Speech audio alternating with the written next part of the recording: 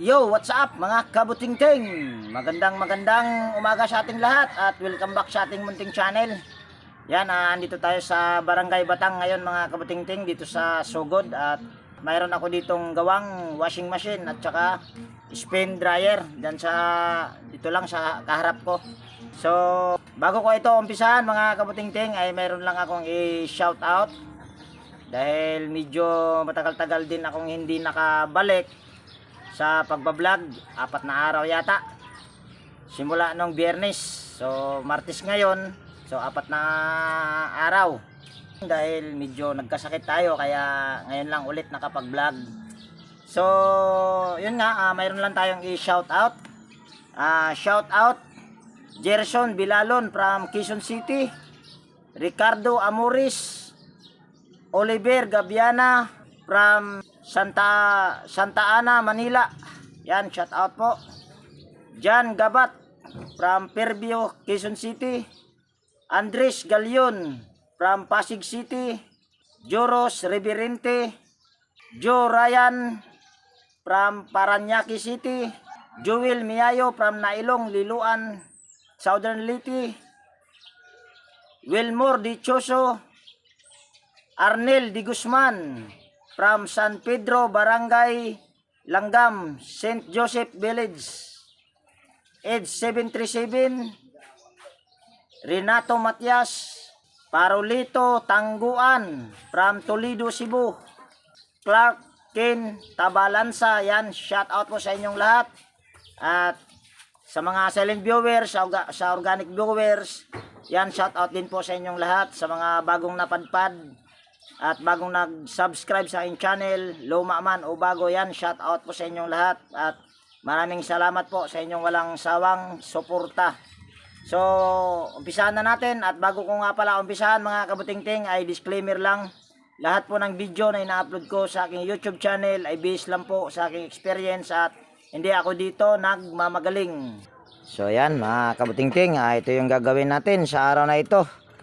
Ang brand nito mga kabutingting ay Sharp at Giga Wash. Ito medyo malaki-laki dahil 10 kilograms. Sok Magic. Ang reklamo nila sa akin ito mga kabutingting ay gear case lang. So para malaman natin kung gear case lang ba ang problema, ay actually trinay na namin ito pero gusto ko pa rin i-share sa inyo. So bago natin isaksak itong power cord at nakahanda naman na yung extension, ay paparinig ko sa inyo kung gear case nga ba ang problema nito.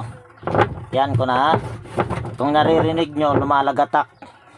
Pero ito, yun nga, sabi nila sa akin ito ay gear case lang ang problema. Pero mayroon pang ibang problema ito. At gusto kong ipakita sa inyo kung ano pang problema.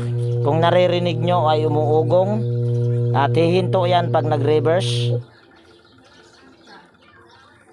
Ngayon, aandar na naman yan pag nag-reverse yan kung naririnig nyo. So, wag na natin patagalin. So, dito tayo sa likod. At para matester natin kung anong problema. Gaya nga ng sinabi ko, ang reklamo lang nila sa akin ito ay gear case. Pero, meron pa itong problema. Ito mga kabutingting ay ginawa ko na rin. Medyo may katagalan na rin. Palagra ko sa akong kuwan. So ngayon mga kabutingting ay tanggalin lang natin itong dalawang tornilyo. At medyo mahirapan ako nito mga kabutingting sa pag-video dahil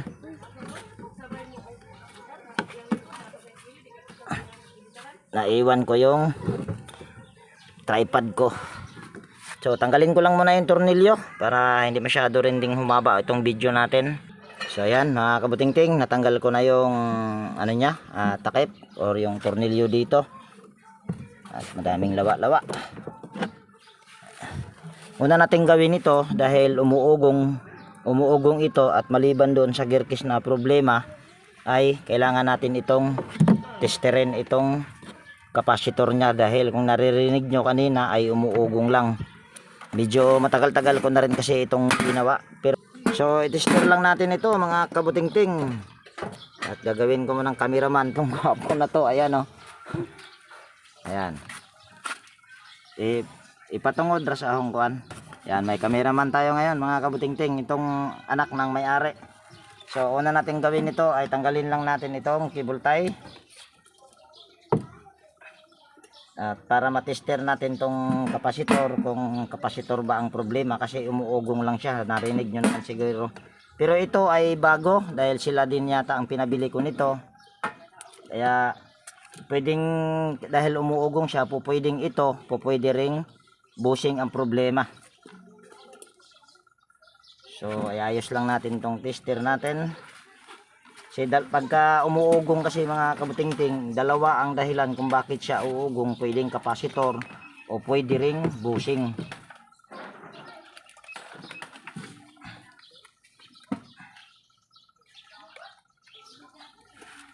Parang nanibago ako mag-vlog mga kabutingting. Ilang araw lang ako hindi nakapag-vlog.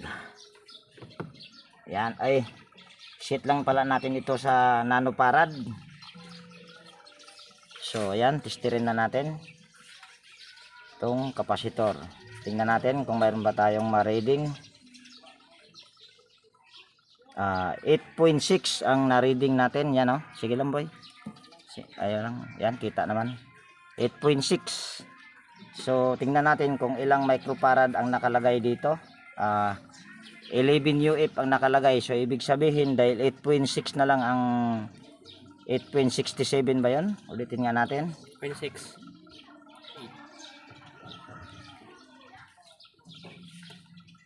Tingnan natin kung ilan ba yun. Nakalimutan lang. Yan, 8.7, 77 or 8.6. Mahigit. So ibig sabihin napakababa ng kapasitor. Pero ito mga kabutingting, hindi ko na sila pabilhin ng kapasitor nito dahil mayroon silang sirang washing machine. Ayun isa. Baka okay pa yung kapasitor noon. Yan naman din ay 11 UF. So tatanggalin ko yon. Tatanggalin ko lang yon kapasitor doon at baka okay pa. So yan, ito na yung kapasitor na galing doon sa isang washing machine nila. At balatan lang natin ito para matester natin yung kung okay pa ba itong kapasitor na ito. Bilis masira yung replacement na nabili nilang kapasitor mga kabutingting. On lang natin ito ulit at iset natin ito sa nanofarad. Yan. Ito mga kabutingting ay basta sharp. Kalimitan ang gamit sa sharp ay 11 UF. So kailangan natin matester ito kung okay ba siya. So tingnan lang natin. So ayan ay 10 UF. So ibig sabihin good pa yan dahil 11 UF hindi pa naman masyadong bumaba. Pero sa mag-a-actual tayo. Ito naman ay meron akong kapasitor na bago. Ayaw ko lang silang pagkapirahan kaya lang tayo. Nangahoy lang tayo ng sikanan. Ito pa naman ay hindi pa masyadong mababa. So ibig sabihin hindi pa naman bumaba sa 10 microfarad kaya okay pa ito. Maliban na lang kung mababa na talaga. So lang natin. At nakalimutan ko yung tripod kaya yung anak ng nagpapagawa ang Ma'am! Kapit na ni Ma'am! Ha? Pero okay ra makahanin mo. So ngayon mga kabutingting, dahil na wirings ko na yung lumang lumang kapasitor na galing doon sa nila, saksak natin ulit. Pasuyo boy, pasaksak boy. Sige saksak mo boy. Ngayon ay lang natin ito, ikot lang natin. So kung naririnig nyo ay ganun pa rin. So ibig sabihin pwedeng may problema nito ang bushing. So tanggalin mo na boy, bunutin mo na, saksakan. So ngayon mga kabutingting ay tatanggalin lang natin inyong gear case. At siguro yung pagtanggal ng gear case ay hindi ko na siguro ipapakita ko na lang sa inyo mamaya yung kung paano magtanggal ng bushing at paano magpalit. Yan mga kabutingting, ito na yung motor, natanggal ko na. At the same time ay para hindi ko na masyadong ipinakita sa inyo kung paano ko tinanggal dahil mayroon naman na din akong mga upload niyan. share ko lang sa inyo kung paano ang pagpalit ng bushing at ano yung palatandaan kung bakit bushing ang nagiging problema. Yung kapasitor naman, pupwedeng nasira yun dahil sa bushing, dahil hirap siyang umikot at siguro ay ipinilit kaya siya bumigay ang kapasitor. So at the same time, hindi lang kapasitor ang naging problema, ito rin, ito talaga yung reklamo nila sa akin, gear case. At siguro yung loob nito, yung pinaka gitna o yung inner gear ay pudpud na talaga yan, kasi ang gear niyan sa loob ay 5, 4 sa magkabilang side at isa yung nasa gitna. So tatanggalin ko lang itong rematse at papakita ko sa inyo na kung paano ang pagkabit sa bushing o paano magpalit ng bushing sa dito sa wash motor. So yan mga kabutingting, baklas ko na lahat. At ito pala mga kabutingting ay hindi pala ito nakarimatse, nagkamali ako kanina. Naka bolt and nut pala ito, kasi ito ay hindi ako ang unang gumawa. Kung sa baga pangalawa na ako sa gumawa nito. Ngayon naman pangalawa na ako sa gumawa. So ang problema nito mga kabutingting ay bushing. Yan, hindi, ewan ko lang kung makikita nyo, medyo may gas-gas na itong bushing sa kita naman yata. Itong nasa pang ilalim na housing ay mayroon akong mga nakikitang gas-gas, kaya siya hirap umikot. So yan yung kailangan nating palitan. Dahil ito naman mga kabutingting, na banggit ko kanina na ito ay ginawa ko na. So ito yung ginawa ko, mga marami itong putol, yan o. Pero yung ginawa ko nito ay okay pa naman siya. Nagka problema lang sa pyesa ngayon, pero matagal-tagal ko na rin itong ginawa. Ito naman yung nandito yata ito nung nung ginawa ko to, nandito ka no. So magpabili muna ako ng bushing at para mapabili natin yung may-ari ng bushing, dahil wala akong available dito ngayon, dahil ilang araw din akong hindi nakapunta rito sa Sugod. So tatanggalin lang natin yung bushing at isi-share ko sa inyo kung paano ito tanggalin. Pasuyo lang boy. Yan, itong 4 na lock, yan, kailangan mo lang yan silsilin. Kailangan pag silsil niyan ay dahan-dahan, dahil pag naputol yung lock, medyo mahirapan ka niyan. Kaya mas maganda kung hindi maputol yung 4 na lock niyan. 4 na lock sa bushing.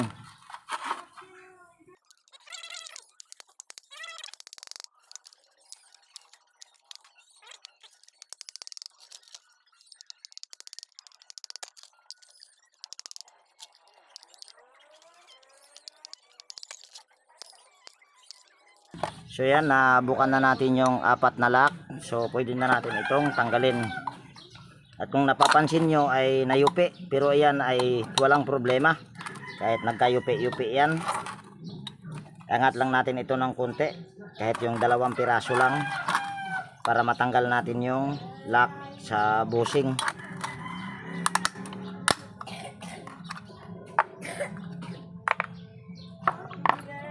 So ito na yung bushing nya mga kabutingting. At pag bumili ka ng bushing, kailangan ay tanggalin mo itong nasa ilalim, dahil ibabalik mo din yan pag doon sa ilalagay mo din ito doon sa replacement na bushing. So ito yung kailangang palitan, yung isang bushing sa panglikod, pang ilalim. So itong 2 ang kailangang bibilhin. So magpabili muna ako sa may-ari. At salamat boy ha. At habang magpabili tayo ng pisa nito, ay kailangan muna natin yung may washing doon at saka dryer. Yun din yung gagawin natin. So ito lang yung kailangan palitan, bilhin. So itabi lang muna natin itong gamit natin. At continue ko tong video pag nandun na tayo sa kabila. Ayan, nakikita nyo naman siguro. Yun na yung kulay puti.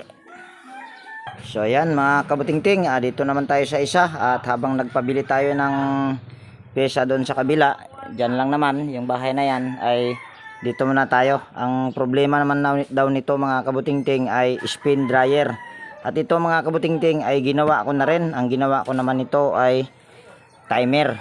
At na-vlog ko rin yun mga kabutingting. Medyo matagal-tagal nga lang. Kasama yung nandoon. Sabay silang nagka problema. Lagay lang natin yung takip dito. Sir, magandang umaga po. Magandang Ito yung may-ari pala, mga kabutingting. So, para ang reklamo nila sa akin nito ay spin dryer lang ang hindi gumagana. So, i-try muna natin yung washing machine kung okay ba siya. At nakasaksak na ba to, sir? wala pa. Wala pa? So, yun na lang, sir. Ayun. So ngayon ay dahil nakasaksak naman na dito yung power cord sa extension ay pwede na natin pihitin yung timer. Ayun, ito din mga kabutingting ay hindi gumana. Kung naririnig nyo ay umuugong. Ito mga kabutingting sa kabila pagka kung narinig nyo kanina ay malakas yung ugong niya. Ayan, oh.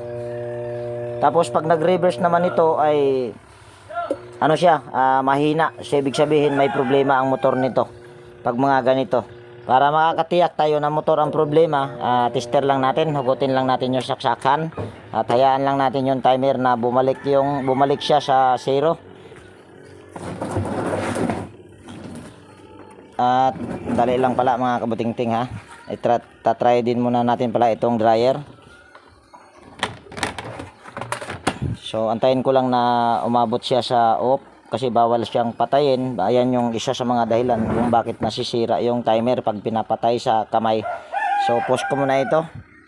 So ayan mga kabutingting, nag-off na yung timer. So try natin yung spin dryer. So ito naman ang spin dryer mga kabutingting. Kabaliktaran yung sinabi sa akin ng may-ari. Asawa niyo si ma'am? Kabaliktaran yung may-ari. Ito mga kabutingting ay gumagana yung dryer, ang washing ang hindi. Ang sabi sa akin ng may-ari nito, yung asawa ni sir, ay yung dryer ang ayaw gumana. So ibig sabihin ito pala ay gumagana. So kabaliktaran yung sinabi ng may-ari sa akin.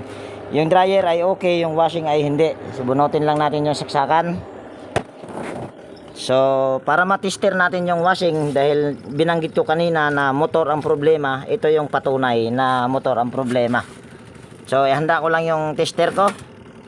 So, ayan, bali ito yung tester natin, na-set ko na.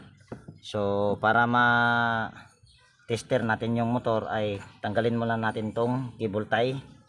Tulin lang natin para mabilis at tanggalin natin yung close-in wire connector ng kulay black, asul at saka pula. Tatlo lang ang kailangan nating tanggalin. So ito yung linya sa motor. So tanggalin lang natin sa mga dugtungan. So ito yung linya sa motor para sa wash motor. So ngayon ay testerin lang natin na patunay na motor talaga ang problema. Dito naman yung may-ari sa likod ko. Yan, para makita nyo. Ngayon ay tester na natin. Then nakaset na yan sa open line. Common ito dahil sharp ay kulay black. Ang reverse naman nito ay kulay asul at saka pula. Yan.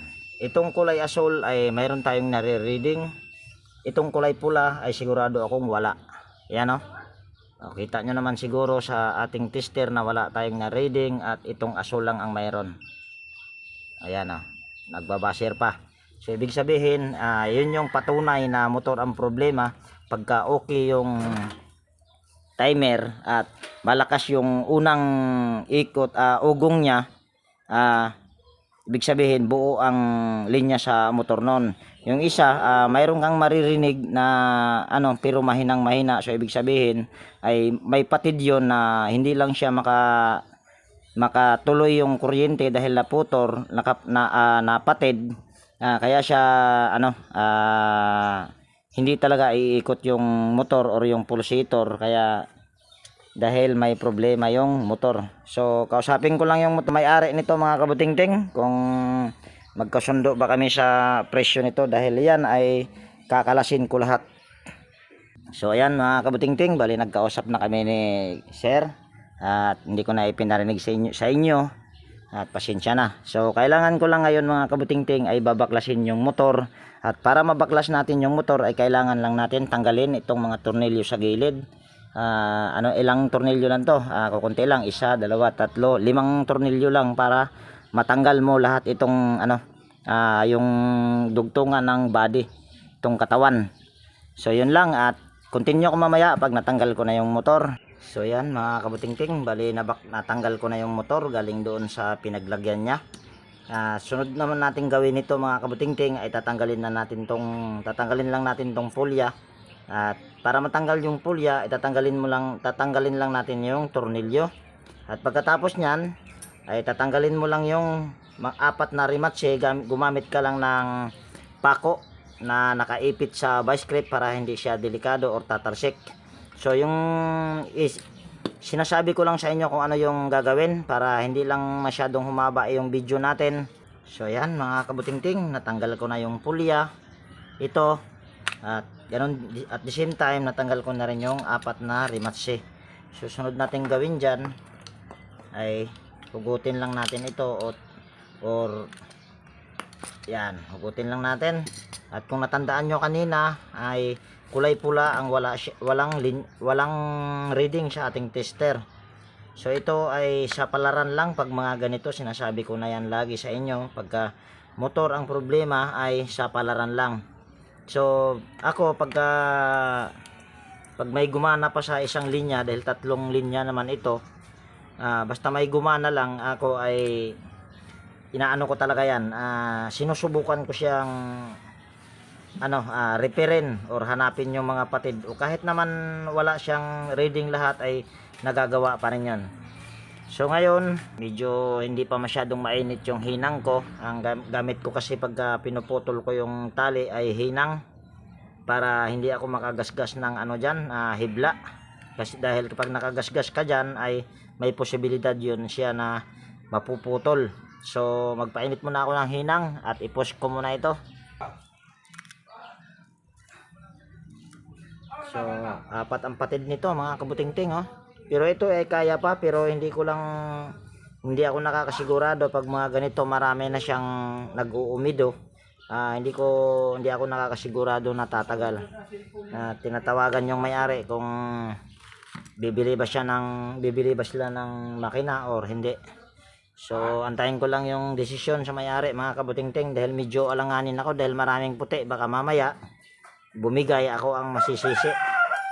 So yan mga kabutingting, lipat na naman ako doon sa kabila kasi yung may-ari nito hindi makadesisyon si sir, kasi yung asawa kung bibilhan ba ng bagong motor ito. So lipat na naman ako sa kabila mga kabutingting. So yan mga kabutingting, dito naman tayo sa kabila, dahil yung nandoon sa kabila, yung isang may-ari na ginawa ko doon na hindi pa makadesisyon yung si kuya. So ito yung pinabili ko sa kanila.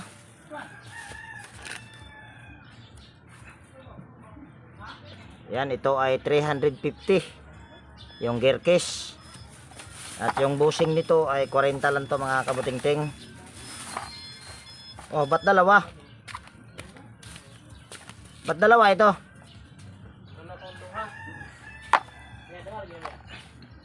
Tingnan natin kung tama ba yung pinabili ko. So yan, tama. May tama. So ngayon ay babalik na natin itong bushing. At bago natin ito ibalik tong bushing ay linisan ko muna itong housing niya dahil daming kalawang. So yan, nalinis na mga kabutingting. So ngayon ibabalik na natin itong bushing. At bago natin ibalik ay ibabalik na natin tong sinabi ko sa inyo kanina. Kasi hindi mo to pwedeng walain dahil yung bushing lang naman ang may problema. Balik natin tong foam at langisan natin kasi ito yung tuyo. Sunod, balik din natin itong lock nya. Dalawang lock ito mga kabutingting. At para sigurado nakapit na kapit ay pwede mo siyang pupukin. Yan.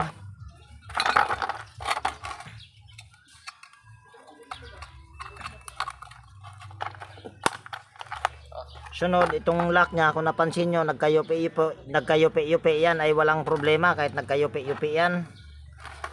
Balik lang din natin.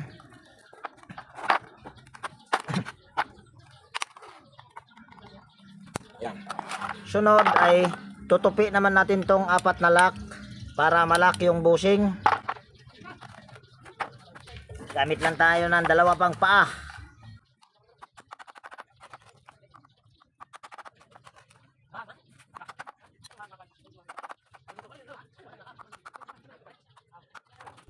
So ayan na, nakabit na natin yung mga lock, yung 4 na lock. At mayroong nahulog dito na ano.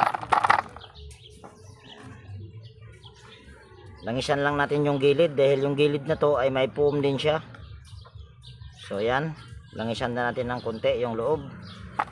At kung napansin nyo ay mayroon siyang mga kalawang-kalawang, so lihain ko muna. So yan mga kabutingting, naliha ko na at malinis na siya. So ngayon pwede na natin tong i-assemble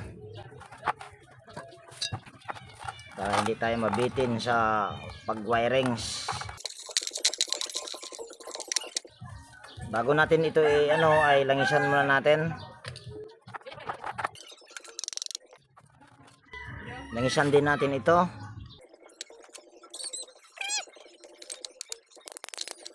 So ngayon ay ibabalik ko lang itong 4 na bolt and nut. Yan. So ayan mga kabutingting, na ibalik ko na yung 4 na bolt and nut at the same time ay naibalik ko na rin yung pulya. So ngayon ay itatry natin ito mga kabutingting kung tama ba ako na bushing lang ang problema, kasi ito ay umuugong lang. Ngayon ay wala naman tayong tagahawak dahil ako lang mag-isa. So iipit lang natin itong motor.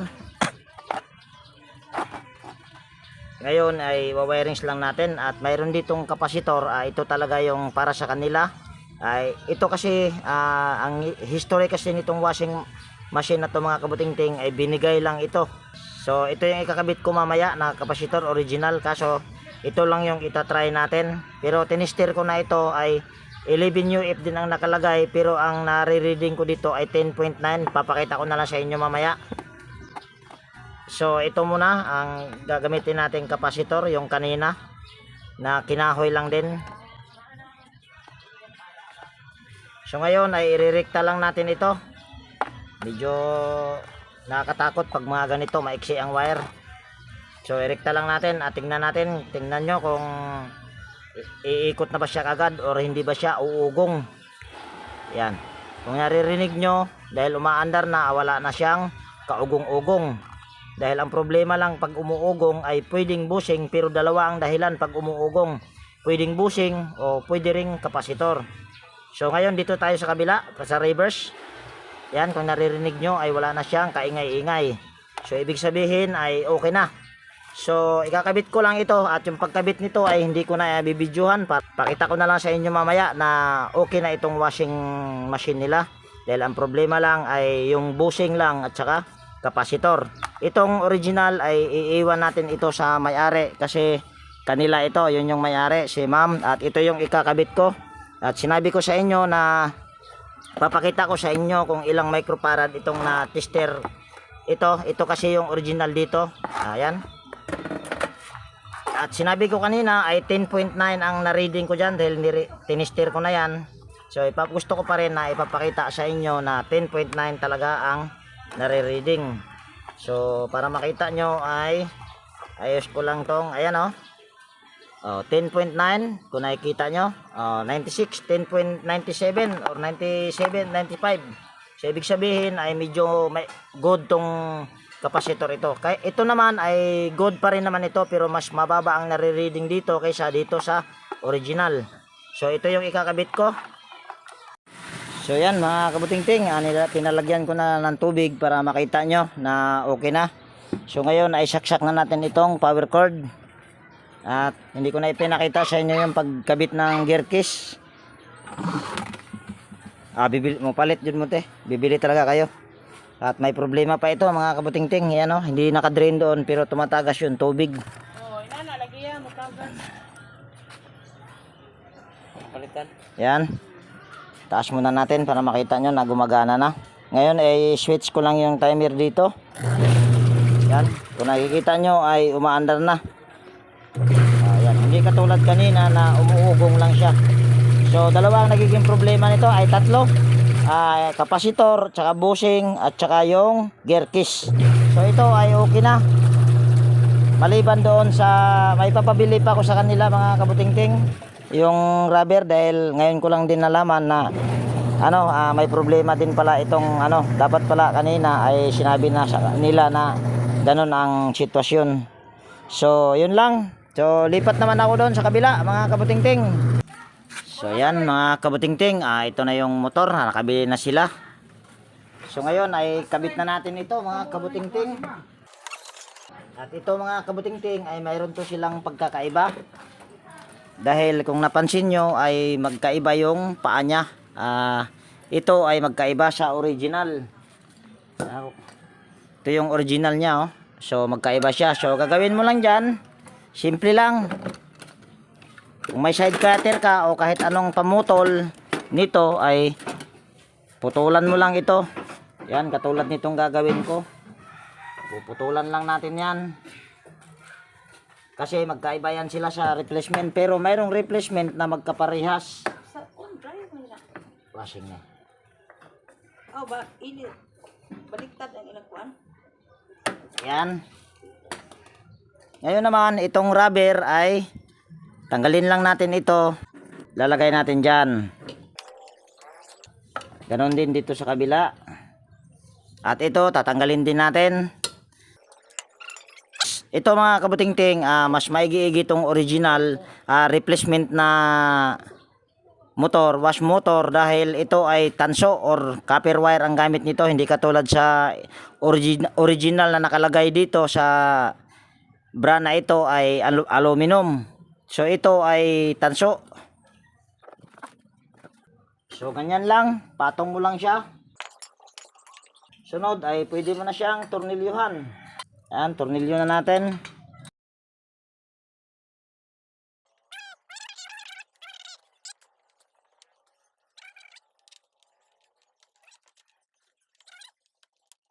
So kahit anong galaw-galaw mo nito ay hindi yan matatanggal. Sunod naman ay pasok na natin ito. Pag naipasok mo na, wag mo munang i-tornilyo kasi kailangan itong pulya sa motor at saka pulya sa gear case ay maglapat. Kita ba? Baka salita ako ng salita or turo ng turo. Ayun, yung gear case na yon. Kailangan yung pulya nito at saka doon ay magtapat. So ngayon, asimbol na natin. Atras ko lang tong ano ko dahil yung tripod ko nakalimutan kong dalhin. So asimbol na natin.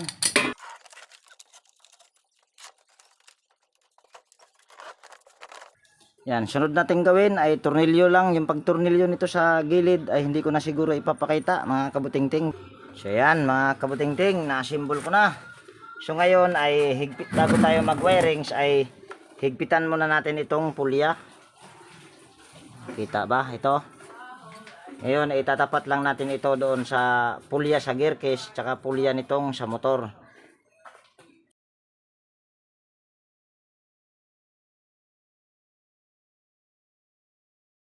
So ayan, so ngayon ikabit na natin tong fan belt. Tong fan belt naman ay makapal pa kaya hindi muna ako nagpabili sa kanila. So ayan mga kabutingting, nakabit na natin yung fan belt nya. So ngayon ay dito na tayo sa pagwa-wirings. Ito mga kabutingting, dahil iba na yung motor nito, hindi na to kaparehas kanina na common nito ay black.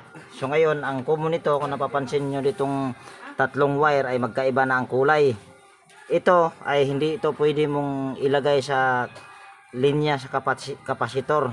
Ang common naman ito pag replacement ay kulay asol. At mayroon naman yan siya ditong wiring diagram. Yan, pakita ko lang sa inyo yung wiring diagram. Ayan o. Yan yung wiring diagram nya. Tingnan natin kung ano yung wiring diagram nya dyan. Oops, nasobrahan. Yan o, yan yung wiring diagram nya. So ang common nito ay, kung napapansin nyo, yung nasa baba ay blue, tapos yellow sa gitna at saka isang kulay red. So ang common pag mga ganyan ay kulay asol. Ayan, kung nakikita nyo. So ngayon ay lagay na natin yung kulay asol.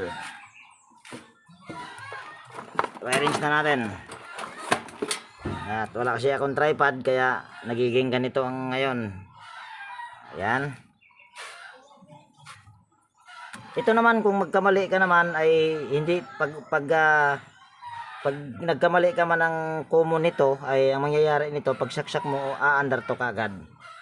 So ngayon, lagay lang natin itong kulay asul sa black dahil ito yung linya sa spin motor. Ayan yung common. Kaya nahaluan lang siya ng asul dahil sa replacement ang motor. So ganun lang yan. So ngayon, lagyan lang natin ito ng close-in wire connector.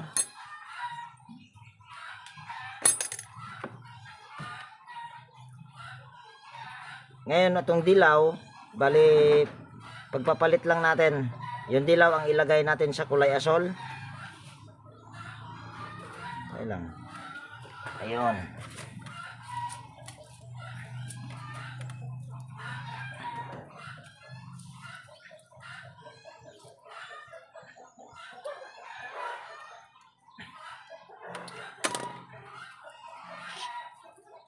So, isunod lang natin yung tatlong pula. So, yan ay okay na. So, ngayon mga kabutingting, ay try na natin ito. Saksak lang natin yung extension natin. So, yan mga kabutingting, ay gumagana na kung naririnig nyo. At nagre-reverse siya. At yun nalagay.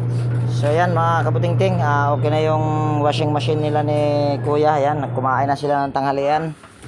So ayan, yung pagtakip dito sa likod, basag-basag. Yan o, ganun din doon, hindi ko na rin ipinakita sa inyo. Yung dryer naman ay okay naman ito. Hindi ko, yan o. Yan, kung nakikita nyo ay kumakalog-kalog. Yan. So okay na yung dryer, wala namang problema. So nabaliktad lang yung pagkasabi ni ma'am na yung dryer ang sira, yung washing ay okay. Yung pala, ang washing pala ang sira, ang dryer ay okay. Yan, kung nakikita nyo naman, pwede naman natin tong silipin dahil ito ay hindi na masyadong kumagat ang preno. Ayan gumagana. So pag baba mo naman ito ay under naman to siya kaagad. Yan. So okay na yan. Sir, okay na to sir. Ma'am. Ayan, maraming salamat din po. So, ayan mga kabutingting, dito ko natapusin yung video natin sa araw na ito. At inabot yata ako dito ng alas 12 dahil kainan na sila mga kabutingting. So, ayan mga kabutingting, dito ko natapusin yung video natin sa araw na ito. At kung nagustuhan mo itong video na ito mga kabutingting, pwede bang palike at pakishare na rin kung maaari. At higit sa lahat, kung bago ka dito sa aking munting channel ay pwede bang hilingin ko yung pag-subscribe mo at pindutin mo na rin yung bell notification dyan para ma-notify ka pag mayroon akong mga bagong i-upload na video. So yan, laging nag-iiwan sa inyo ng ingat tayo palagi at God bless po sa ating lahat mga kabutingting.